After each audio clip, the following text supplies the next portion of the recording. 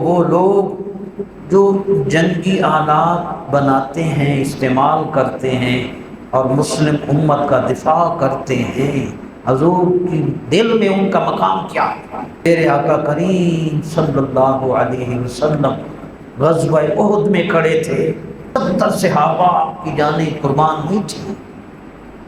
وہ کیا لمحات، اقبال علیہ رحمہ نے کہا تھا، یہ شہادت گہے الفت میں قدم رکھنا ہے، لوگ سمجھتے ہیں آسان ہے مسلمان، یہ محبت کی شہادت گاہ میں قدم رکھنا ہوتا ہے جب ہم کلمہ پڑھتے ہیں۔ یہاں ہر لمحہ والا نبلونکم، تمہیں امتحان لیا جائے گا۔ سی ایس ایس کا بھی امتحان ہوتا ہے، وہ بھی امتحان لیتا ہے۔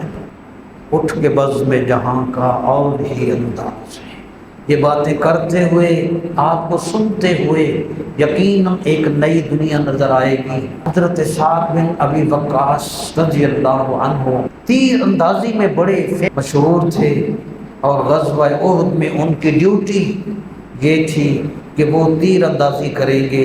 محبوب کریم علیہ السلام حضرت سعد بن ابی وقاص کو جب تیر اندازی کا، تیر پھینکنے کا، دشمنوں پر میزائل پھینکنے کا جب حکم دیتے تھے تو میرے نبی کی زبان حق پر یہ لفظ تھے، حضور کریم علیہ السلام ارشاد فرماتے، ارمِ سعد فدا کا ابی و امی، اے سعد دشمنان اسلام پر تیر پھینک، اے سعد تجھ پر مجھ محمد کے ماں باپ قربان۔